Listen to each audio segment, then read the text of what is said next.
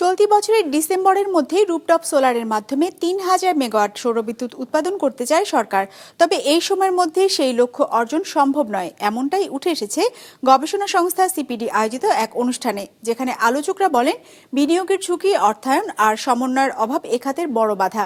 এমন অবস্থায় রক্ষণাবেক্ষণ নীতি প্রণয়ন, বাস্তবায়নকারী সংস্থাগুলোর মধ্যে সমন্বয় আর সোলার প্যানেল আমদানিতে শুল্ক ছাড়ের পরামর্শ খাত সংশ্লিষ্টদের। ওয়ালটন এখন দেশের সীমানা পেরিয়ে পৌঁছে গিয়েছে 50টিরও বেশি দেশে। ওয়ালটন, ঘরে ঘরে, বিশ্বজুড়ে।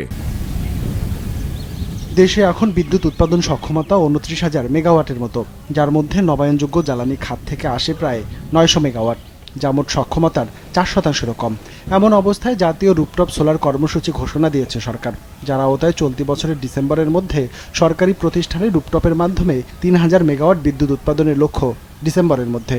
যদিও খাত সংশ্লিষ্টরা বলছেন সেই লক্ষ্য অর্জন সম্ভব নয় নির্ধারিত সময়ে। ডিসেম্বর 2025-এর মধ্যে 3,000 মেগাওয়াট, আসলে এটা সিরিয়াসলি অ্যাম্বিশাস। এইটা আমরা অর্জন করাটা টাফ হবে।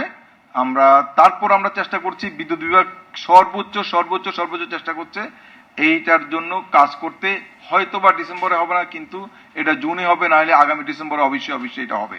এতে কোনো ভুল নাই, এটা হবেই। বক্তারা বলেন, এর আগেও রাজধানীর আবাসিক ভবনে রুপটপ সোলার বাধ্যতামূলক করা হয়েছিল। তবে সেই প্রকল্প বাস্তবায়নে অনিয়ম আর লোক দেখানোর কারণে সাধারণের মাঝে এই প্রযুক্তি নিয়ে নেতিবাচক ধারণা তৈরি হয়েছে। এর সাথে যোগ হয়েছে ব্যাংক ঋণের উচ্চ সুদহার, অধিক পরিচালন ব্যয় আর অবকাঠামোগত ত্রুটি, যা এ লক্ষ্য অর্জনের বড় বাধা বলে উঠে আসে আলোচনায়। যদি ডেসকো এবং ডিপিডিসির কথা বলি, এদের বিদ্যুৎ কেনার দাম হলো 8 টাকা 51 পয়সা বা এরকম কিছু একটা, 8.5 টাকার কাছাকাছি। স্কুল কলেজকে তারা দিচ্ছে 7 টাকা 55 পয়সা। আমি যখন ডিপিডিসির কাছে এটাকে মানে ওই 8 টাকা 51 পয়সা বা ওই রেটটা চাইবো, সে বিক্রি করতেছে অত। পিডিবির কাছ থেকে কি দামে কিনতেছে সেটা সে কম্পেয়ার করে না, সে তখন কম্পেয়ার করবে আমার কাছ থেকে কি দামে কিনতেছে সেটার ইস্যুটা। তো এটা একটা মেজর অসুবিধা। এসব বাধা দূর করে এই কর্মসূচি সফলভাবে বাস্তবায়নে ইউনিয়ন, থানা, জেলা পর্যায়ে সরকারি প্রতিষ্ঠানে পাইলট প্রকল্প শুরুর পরামর্শ উঠে আসে আলোচনায়। বলা হয়, প্রকল্পের সুফল পেতে সঠিক পরিকল্পনার মাধ্যমে ধাপে ধাপে বাস্তবায়ন জরুরি।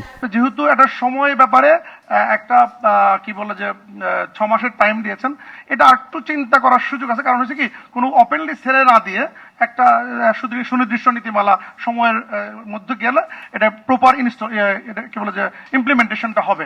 আমার মনে হয় এটা আপনারা এইবার জুন থেকে শুরু করেছেন, আরেকটা জুন পর্যন্ত যেতে পারেন, অথবা আগামী ডিসেম্বর পর্যন্ত যেতে পারেন। কারণ এটা কনফার্ম যে মোটামুটি সবাই আমরা একমত যে আসলে এই 6 মাসের মধ্যে এই প্রোগ্রাম বাস্তবায়ন সম্ভব নয়। অতএব আমরা একদম রাষ্ট্রীয় একটা জায়গা থেকে আমরা যেন কোনো ধূম্রজাল না থাকি, সেই জিনিসটা একটা ইম্পর্টেন্ট ইস্যু। সৌরবিদ্যুৎ উৎপাদন বাড়ানোর লক্ষ্যে আগামী মাসের মধ্যে বেশ কিছু চুক্তি হবে বলে জানান শ্রেডার প্রতিনিধি রিজার্ভ শর্টেজ আছে। রঞ্জিবুল মিজান, বিজনেস রিপোর্ট, মাছরাঙা টেলিভিশন।